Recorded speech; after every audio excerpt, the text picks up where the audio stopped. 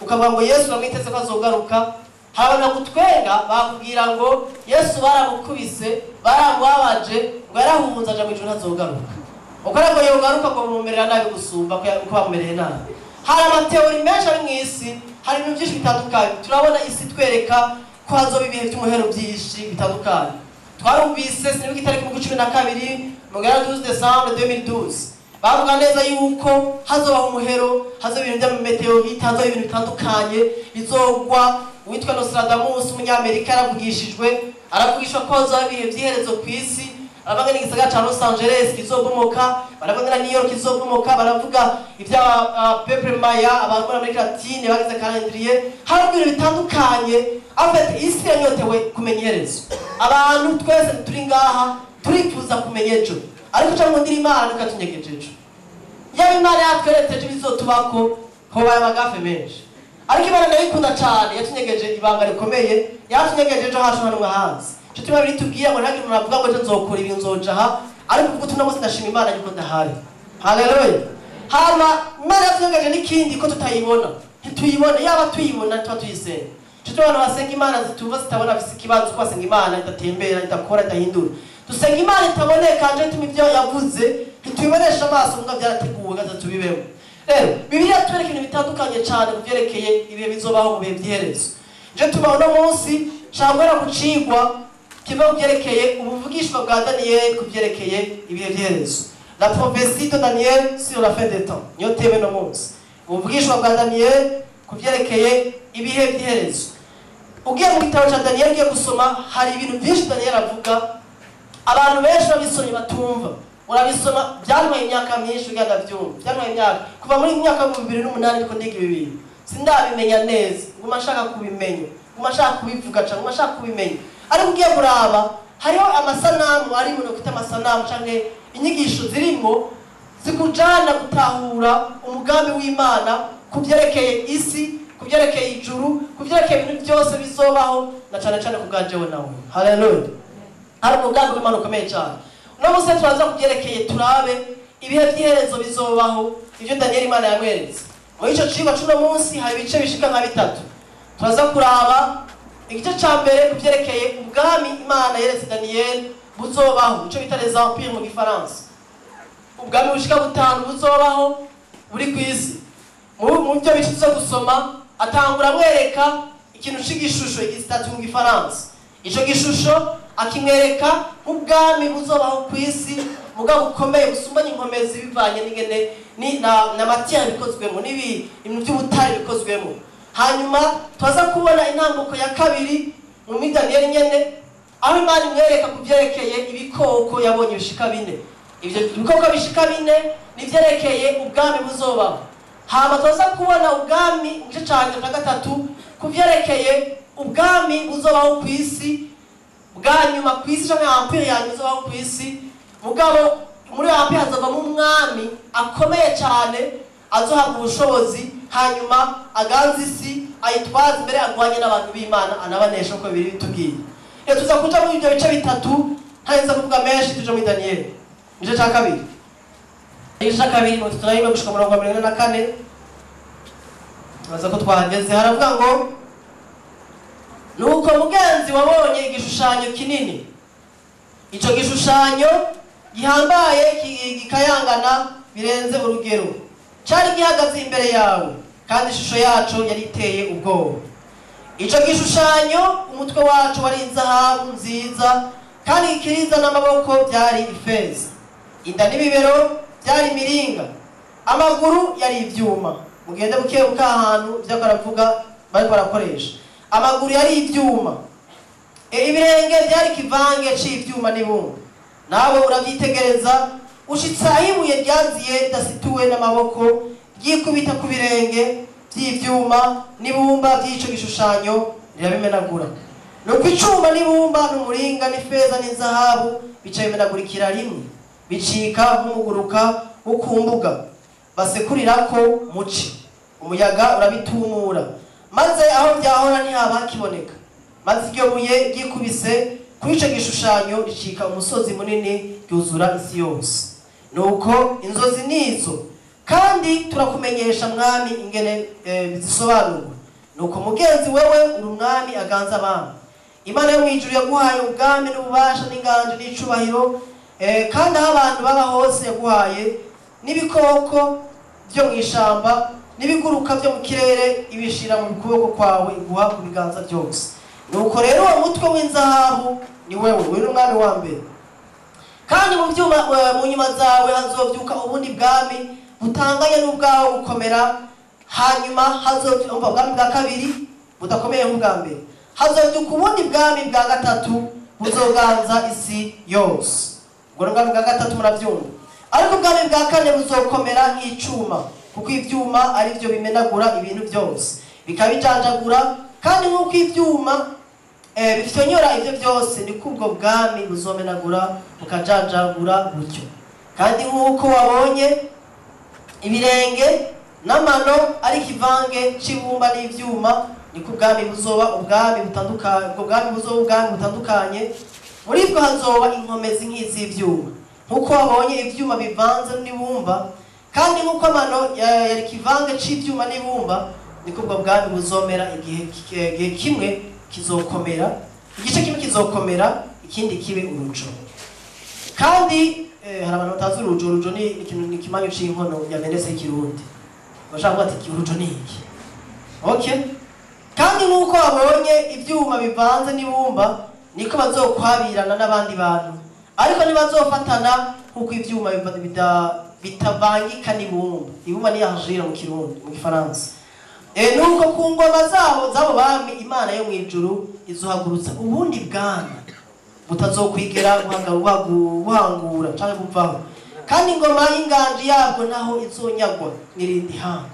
Ariko muzomara ukomvomvore ubwami bwose bwabo bami, yamara bwo buzohangama gushitsa ibihe bidashira mu bw'umutima. Amen. Aha tubona yuko batubwira ubwami bushika bune, haba n'ubwami bwa gatanu bugeze n'ubwinyegeje, mbere n'ubwa gatandatu bukomeye cyane. Ubwo bwa gatandatu nibwo duhagaze muri no conference, ni ubwami bw'umwami wacu Yesu Kristo. Tuzovuga ko cyane mu buryo bwaguze, ariko ngabatwereka ubwami bushika bune bavuga ko cyane n'ubwami bwa gatanu bwitabo. Ngira murabona batweretse igistatu cyangwa igishusho ngo gikozwe n'umutwe w'inzahabu. Umutwe w'inzahabu ni ano, ukira gishushanyo mubona ni igishushanyo gistatu Imana Yesu mwami Nebukadineza n'umwami wo muri Babiloni. Babiloni niwe wo muri Iraq actuel, muri Iraq ya kino gihe. None munsi ari gisagara cyitwa Babiloni muri Iraq no munsi. Rero niho ubwo bwami bwa mbere bwa Babiloni bwavuye. Ubwo bwami rero bumaze kuza bwagiye gutwara muri Israeli. Barabomora abanyisraeli barabatwara, nibo babomoye ingoro ya Salomo, Temple de Salomo. Uko tuzovuga kubyerekeye amatemple azoba ari temple cyangwa ingoro ihema ry'ibonaniro. Hariho ihema ry'ibonaniro Imana yahaye Mose kugira ngo batangiremo ibimazi. Hariho n'ihema ry'ibonaniro Imana yabwiye Dawidi yasenze Imana ngo azoyubakira, ariko Imana yamubwiye ati si wowe uzoryubaka, ni umwana wawe azoryubaka. Hanyuma Salomo aje ku bwami aratwara, mu nyuma yubaka imyaka 40 ari ku bwami, iyo ngoro arayubaka. Amaze kuyubaka amarapfa arashikanira Imana, arapfa aragenda ayisigara inzu nziza cyane. Hanyuma inyuma yayo cyaje gikoreka nuko harabaye intama zitandukanye, aho umwami wo muri Babiloni arazibomora we Nebukadineza. Ayiboma yafata n'ibintu byose byari muri iyo nzu arabitwara i Babiloni. Byari kizira yuko ibikoresho byo mu ishengero bikuvuga ko n'umuntu n'umwe atari umuherezi cyangwa umurebe, ariko bo barabifata barabitwara. Bamaze kubitwara, nyuma y'imyaka myinshi, hanyuma hacabaho witwa Herode, umwami Herode igihe Yesu yavuka, arubaka iyo ngoro. Iyo ngoro tuzoyivuga ko cyane kuko niwo mutima wa politike y'isi. Muri kino cigwa tuzokwiga ibintu bitandukanye, tuzokwiga histoire kahise k'isi, tubone geography y'isi, tubona politike y'isi. Apana politike y'u Burundi mumurikire neza. Siko Bakana bati yo gatubwire iby'imigambi oya si ibyo nje kuvuga politiki y'ubwami bw'ijuru. Haleluya. Ubwami bw'Imana buhambaye bwo afata ibyo tubabona itutucije mu ijuru.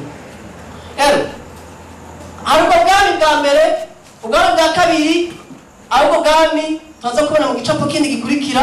Ubwami bwa kabiri ni ubwami bukozwe muri argent. Baza ko birayi kirundi kuvuga ngo wikiza n'amaboko by'ifeza. Muraho kujya kunifashe yabarakanu nereka nshira kubereka kuva ngaha gushika ngaha n'amaboko byose birimo ubwo bwami bwari bukozwe muri argent. Murazi ukuntu bikoze bivana ku gikoresho c'agaciro ku nzahabu umanuka ku ifeza cyangwa argent mu Gifaransa bigenda birasumbana agaciro. Bigaragaza ko isumana n'inkomezi. Okay? Isumana n'inkomezi. Hanyuma ya parti ya gatatu ariyo parti bavuga ngo kuva kunda were ku mukondo kumanuka gushaka ku matako yuko bikozwe muri bronze. Ibaza yuko miragi y'ikirundi bivuga ngo mu mujumbu nibaza mu mujumbu bikoze muri bronze. Murabona twahereye ikintu cy'inzahabu ni nko kujya abantu batrete bahiganwa. Muraza kwibona uwatsinze abari hejuru abari hagati abatwaye inzahabu afite niwe bavuza cyane niwe bemera cyane. Hanyuma gacaro wa kabiri buryo bwiwe yaronse argent arakomeye bwana akomeye mu wambere. Agacaro wa gatatu ari bafu bwiwe yaronse wa bronze cyangwa umujumbu arakomeye wewe nanavuga ko cyane kubera iki inkomezi afise yatsinze mugabo yatsinze mu kabiri ntiyatsinze mu wambere. Abana bigenda biragaragaza ubasha kugambwa ari bufise. Hanyuma hari ubwami bwa kane bwo ku maguru kuva ngaha gushika ngaha hanye impande y'agatsintsiri. Barabona gushika hafi y'agatsintsiri. Ni ubwami bwa kane bukomeye mugabo bukomeye nk'icuma nka fer mu Gifaransa. Bukomeye nk'icuma cyane. Afata icuma kirakomeye gusumba igifise inkomezi n'igifise ubwiza cyane aho gifise inkomezi.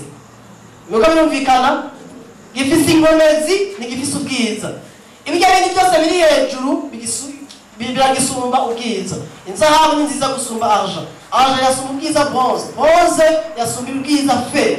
Mugabo icuma kirakomeye kuko nico gituma ivyo bindi bishobora kubaho. Kugira ngo inzahabu ayikore barakoresha utunyundo. Argent bayikore barakoresha utunyundo. Hari ivyuma biri icuma kirakenewe. Hari ubwami bwa kane rero biri twerekana Daniel yamweretse Imana buzoza bukomeye cyane ngo buzoba bufise inkomezi bireke ndikoresha n'amajambo aremereye ngo buzomenagura ngo buzoba ari kujanjanga. Urabona n'amajambo utakoresha n'Ibujumbura sinzi iyo bayakuye ndibaza ko umuntu nyene ntavyo uzi mutamba wakira tukabitadusha abo ngo buzomenagura aba buzoba bukomeye cyane. Ariko bashatubwira ko muri ubwo bwami bwa kane nyene hazogera igihe habaho periode y'ubundi bwami busa n'ubwinyegeje kuko barabavuga muri passage busa n'ubwinyegeje mugabo buzoza buvanganye wicuma ngo hamwe n'iki n'ibumba. Urumva n'ubwami bundi buzoza buvuye muri bwa bundi bwa karambate ni continuité ni suite logique ni bwa bundi nyene bwasa n'ubwameze nk'ubuzima mugabo bumeze nk'usubiye gukanguka buravuka. Hanyuma mugabo buza budafise inkomezi hakera buza ari inkomezi zivanganye n'ibumba hamwe n'icuma. Biriya tubwiye ubwo bwami umurazi ko ta cuma kivangana n'ibumba ntibishobora ko ibyo bintu bibiri bigendana biba bifise intege nke. Rero tubona neza ko bitwereka yuko ari ubwami bushika bune butanu. Hamaja tubwira nuko hari ubundi bwami ngo buzoza bumeze ngo nk'ibuye. Haleluya. Nakundi ubwami rero ubwami buzoza bumeze nk'ibuye ngo buzoza ngo ibuye rizoza ngo nta muntu barisunitse ngo hanyuma ngo yize ariko kuri ca cuma kuri ca gishushanyo ngo hanyuma ca gishushanyo ngo gice kimeneka byose bimeneke ngo bisya mu bwami bw'umuntu buzoza ngo buzora ibihe bidashira ngo nta muntu bazokuraho ngo buzoba bufise inkomezi ngo buzokwangana ibihe bidashira. Ubwo bwami n'umwami wacu twiza yitwa Yesu Kristo. Museme amen basi. Haleluya. Umbiriza n'ababwi turi muri kingdom turi muri mayombe turi mu bwami tuko ndani ya ufalme. Buzinde meshikazi turi mu bwami bene data wibagira ibintu byose no uvuga wibuka ko biseso umusanga. Isoma dushaka tube muri celebration. Okay? Dushaka tube muri ambiance yo muri Yesu. Kuza gafise ubwoba kuza kumiza ibidayimoni ibidragoni ibinyoka bizokurya n'ibintu byo mu muriro. Urabona abantu baje gusemura apocalypse cyangwa ikizwa nakijijwe n'umuhungu muguruguru sana cyane hama ngikizwa ni bakora umisi ubutumwa bwiza bubwire byerekeye gukizwa n'abantu nabwo yamaze iminsi ndi mu kabare gwikabe hanyuma ngiye ko nafashe ingingo yo gukizwa ngorero ndaba ni jewe samedi nzokizwa abaho twagenda nabo bose naga tugenda abajane mu kabare ndabaha inzoga ahantu hose turaca zasaka turaca uba ahantu naba ndahibukano naba ndabasororera gushika ku munsi wa gatatu nahereye vendredi tunu hama ikintu cakoretse ndanga ni jewe gatatu nzokizwa mugaca mfata ingingo ko nari nava mu muryango muhira dusenga cafata ingingo kugera gusoma ibitabo by'Ashuro Yohana ko namaze kugisoma namaze kuva n'ama-DVD n'amasede yavyo amakasete ico gihe n'amasede yarahari sinzi ngo yarahari nawe ndagize mugabo bagenda soma n'abisoma kugira ngo ngende ngira ubwoba urabona baravuga ngo ibintu bya Scorpio murabizi be ibintu by'ibisapo by'antikristo by'ubwishwa ibinyoma by'imiriro by'amashevare ya shokora ya jaune urabona ndabisoma ndibuka ndi concentre ku kabati ko mu cumbi wanje nigirako ndiko ndasoma ndabisoma ndaba concentre n'isura ndahindura kugira ngo ubwoba amace nk'izo urabona gira ubwoba ndabisoma navuye nahita bwiyeza ku murongo wa nyuma uwiyeza niyiyezwe ndo niyaduze atabwo nabwiye yane mfiti none ibintu nabisomye mugabo singira ubwoba sengora problem mama ndagera kugira ubwoba yo gukiza ariko urukundo rwo gukiza haleluya tubona ubwo bwanga gatanu reka batwereke ikindi gisa namwe rero tubisigura neza ahanye turabona batwereka ubwami bune navuze ubwami bune aho bwa gatanu buza butaboneka ubwami bwa mbere batwereka ni ubwami l'Empire babylonien mu Gifaransa ubwami bwo muri Babylone tubona mu bwami bwabayeho mu myaka y'amajana 826 turabona urabona ngajya ahanye 539 niho ubwami bwabayeho nibwo bwami bwa mbere twavuga umwami Nebukadineza niwe yatwara nibwo bwami bw'inzahabu rero ubwami bwamaze imyaka myinshi cyane ubwo bwami bwo muri bwa Babylonien mu bisanzwe bwatanga umwaka wa 666 uhera mu mwaka wa 538 niho bwagiye gufata muri Israel hanyuma ubu bwami bukomeye cyane bw'ubwiza umwami Nebukadineza turabona bibiri muvuga ko cyane ko ari umwami akomeye cyane tuvuze uko wonye sukuvuga yuko ubwami bwonyene bwabayeho ku isi harabayeho Empire Assyrien hari ubwami bw'Abasiriya sinabwa mu Kirundi harabayeho ubwami bwinshi butandukanye ku isi ariko muri plan y'Imana muri programme y'Imana y'ibishaka gukora ku isi ikoresha ubwo bwami bushika butanu n'ubwami busumba ubwami bwose bw'umwami wacu Yesu Kristo bwa gatandatu rero ubwami bwa mbere ni ubwo wonye bwa Babylonien niwo mutwe w'inzahabu hanyuma ubwami bwa kabiri ni ubwami l'Empire Medo-Perse mu Gifaransa ubwami bw'Abamedi n'Abaperesi mu Bibiliya y'Ikirundi ni ubwami bwabayeho mwaka wa 538 gushika mwaka wa 330 538 gushika mwaka wa 330 imbere y'Umwami wacu Yesu Kristo ubwo tuko turahanura duhera ku gihano kinini tugenda ku gihano gitonya n'ubwami bwabayeho imbere y'uko Yesu avuka bataratangwa guharura rimwe ngo babandane ubwo bwami bw'Abamedi n'Abaperesi bw'ubwami bwava mu gihugu ca Iran y'uno munsi twatanga tuvuga muri inde Iraq utweze muri Iran nababwiye ko ari politique ya géographie na histoire ubwo bwami Iran yahindutse yakuva muri 1935 1935 yari ikitwa Perse haba igihe Abongereza imaze kwikukira baca barahindura bayita abarabu baca bajya bayihanye kusi n'abarabu baca urakoze cyane baca bayita Iran bamaze kuyita Iran ariko ubwo bwami bw'Abamedi n'Abaperesi nibwo bwatwaje gihe bwari ubwami bundi bwinshi bwagiye hamwe n'ubwanaye n'igihugu ca Iran y'uno munsi cyangwa Perse kiriya gihe uca kugera kwa cyangwa kuja hamwe kugira ngo bashobore gutwara ifa ko mufata neza iki kintu nk'ama ku mutwe aho bose batwara baba bagerageza misi yose kuja gutwara igihugu ca Israel ibintu byose tuzovuga ngaho bihagaze mu gihugu ca Israel cyacu zobibona n'ishengero rya Kristo baba bagenda misi yose gutwara igihugu ca Israel bakijana mu buja bagifata bagitwara uko bishakiye bwabaye ubwami bwari bukomeye mugabo budakomeye nka bwa bwami bwa kabiri kandi kwa Imana yabivuze neza ko bizokurikirana niko byagiye birakurikirana ubwami bwa gatatu bwagiye kubaho mu nyuma ni ubwami bw'abagiriki, l'empire grec. N'ubwami bwabayeho mwaka wa 330 gushika mwaka 63 imbere yuko Yesu avuka. Hano biharuro kesho natekeke parage mengo nibisa mugabo ugiye kuraba muri histoire harabaje mu detail cyane bataje mu detail. Ako n'ubwami bwabayeho bw'abagiriki. Ubwami bw'abagiriki bwatwaga n'umwami yitwa Alexandre le Grand. Yamaze bamaze kumwumva siko? Yari umwami akomeye cyane, yari kurwana cyane, yava mu gihugu ca Macedoine, hama mu nyuma twara n'ubugiriki bwose twara n'ibihugu byose byo kwisi. Yari kurwana cyane ku buryo abantu bavuga yuko yaragwana igihe kimwe, aragwana ashika arabura ahantu yigarurira. Ko isi yarazi yari yamuheranye, aca yicarararira. Tagati jewe ndagowe, ndabazana nja kwigarurira. Tende bazagara sima amagara yo kurwana.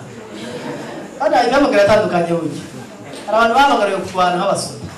Rero arayira, yari umuntu akomeye cyane. Bwari ubwami bwabayeho imyaka myinshi, bwari bukomeye. Muri plan y'Imana abagiriki n'abantu bagize impact cyane ku isi mu byerekeye inyigisho n'ibintu bitandukanye, filosofi n'ibindi biharuro n'ibindi.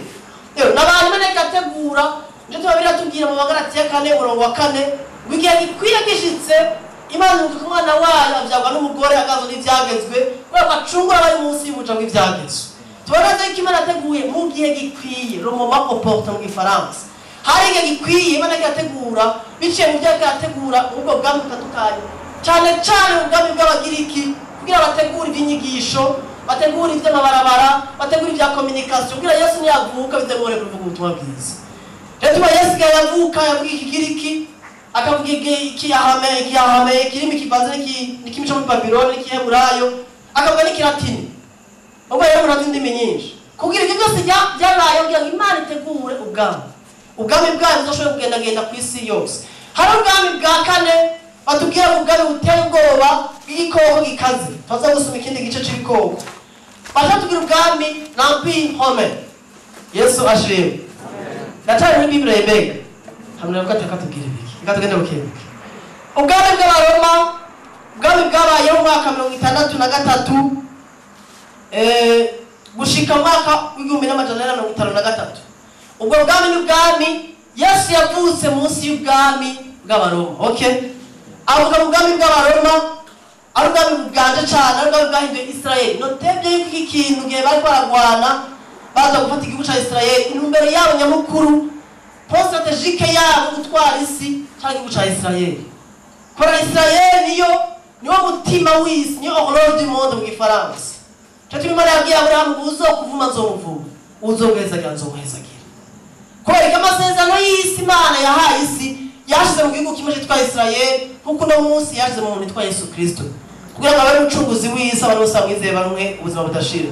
Rero tuboneza yuko ikintu cyabayeho gikomeye cyane nuko ubwo bwami bw'Abaroma bwaje bukomeye cyane. Barakomeye mu byerekeye igisirikare, mu by'inkomezi, mu kurwana. Abaroma bari abantu bakomeye cyane. Rero tuba Pawulo avuga ngo mukore bantu mwabiriki ibigwarishwa by'umusirikare. Iyo bigwarishwa neza utwereka ni by'umusoda mu Roma yambara. Mu bigwarishwa yambara ntiyambara ibigwarishwa byo kwikingira inyuma. Kora yajya kumusoda mu Roma yiruka amasubira inyuma.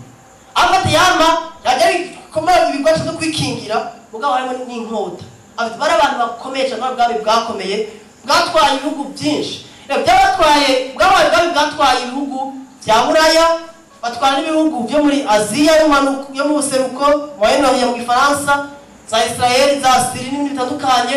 Cyangwa kibi gihugu cyatwaye ibihugu byo muri Afrika, za Egypte, za Tunisie, bihugu byo mu Buraya haya muri Nord, ibihugu byo mu Buraruko.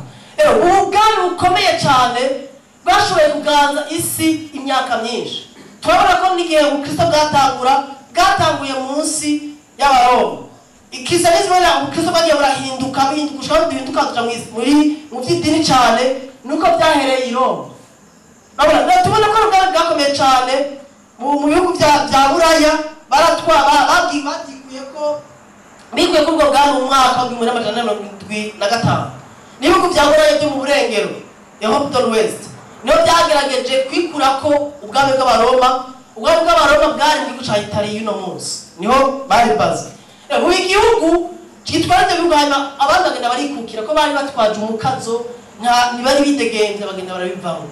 hama baragama nyuma ibihugu byo muri aza mu buseruko byo byatwaye imyaka myinshi no muri Europe mu buseruko bimwe batwara gushika mu 1455 nabo nyene ubwo bw'abaroma babura havuye ingana byagiye birakurikirana no kagera abandi ibintu bitandukanye aho idini aho leta agiye kwifatanya n'idini aho ishengero ryagiye guhinduka ishengero ry'igihugu ry'idini tuza gusanga ubukristo bwataye uburyohe hanyuma catangura kubaho intwaro mu ishengero zirengeye n'ubwami sinshaka kujamo cyane ibyo bintu ariko hari hana ubwo bwami rero ubwami ngo bwari bukomeye bumeze nk'icuma bwaje busumba inkomezi bw'abwami kandi bwatwaye imyaka myinshi hanyuma turabona neza yuko batubwiye twavuze amaguru ngo y'icuma hama turabona n'ibirenge binyegejwe bivanze n'ibumba bikavanga n'iki ko turajana bega habonasize bivanze n'icuma bikavangwa n'iki n'ibumba batubwiye ubwami bune bw'ubwa gatanu busa n'ubunyegejwe kuko buri muri bwa bwami bugira kangahe kane okay rero tubona yuko ubwo bwami bwabayeho kandi burahari aha ugiye kuraba uko ishengero ryagiye rirabaho ubwo bwami bw'abaroma nibwo bwabangamiye ishengero cyane ishengero rya mbere ry'intumwa ba Petero ba Paulo n'abandi bose baragwanjwe n'ubwo bwami kubera hari umwami yitwa Cesar cyangwa Kaisari mu Kirundi uwo mwami yaragwanje ishengero ko rabavuga ati hari umwami wundi w'umwami w'abami yitwa Yesu Kristo uwo mwami baramusenga bakamusaba kandi umwami Cesar ashobora ati ndi umwami atwara ibihugu n'ibihugu byogenda gute ngo abandi bamaze gusaba undi muntu ni mubwira abantu bose bansabe bansenga hanyuma